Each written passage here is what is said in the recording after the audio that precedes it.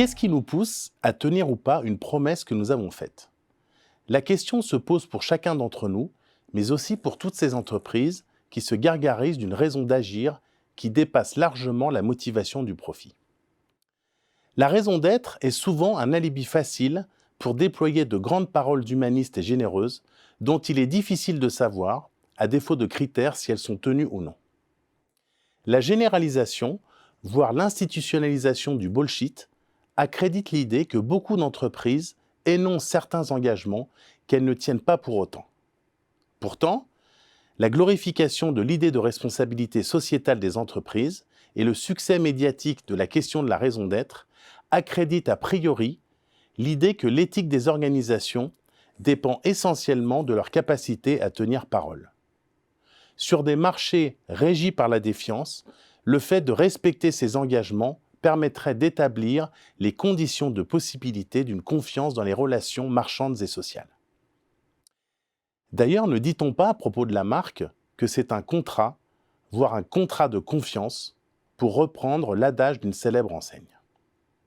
Comme si les organisations avaient un devoir moral de dire ce qu'elles font et de faire ce qu'elles disent.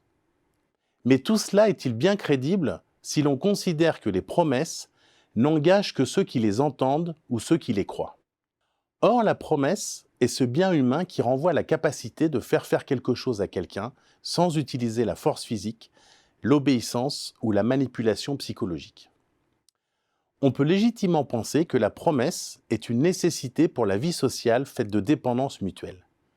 La capacité qui est la mienne de m'engager en donnant ma parole à autrui est aussi ce qui fait de moi un être moral.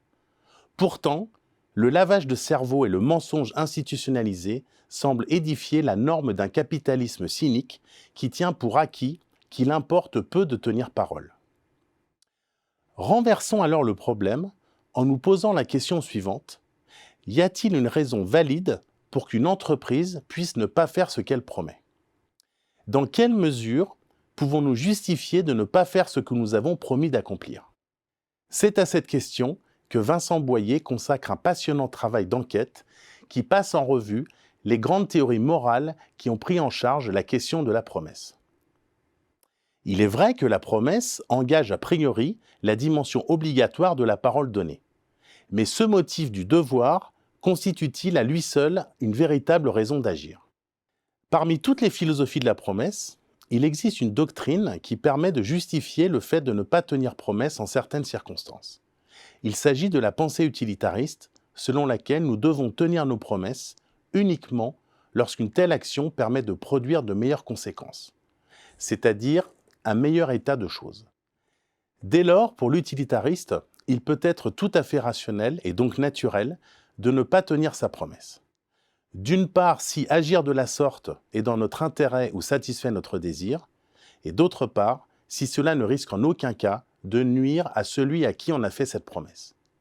Si bien qu'une promesse qui serait trahie, sans causer le moindre dommage, serait dépourvue de poids moral. L'utilitarisme fait donc valoir que la transgression d'une promesse peut se justifier par la poursuite d'un plus grand bien, à condition que l'agent qui ne tient pas ses promesses donne les raisons de sa défection. Tel est précisément ce que nous attendons des entreprises qui ont trop bien compris que leurs clients sont facilement dupes de ce qui flatte leur orgueil et leurs désirs. Et comme le disait justement Jules Renard, c'est une duperie que de s'efforcer d'être bon.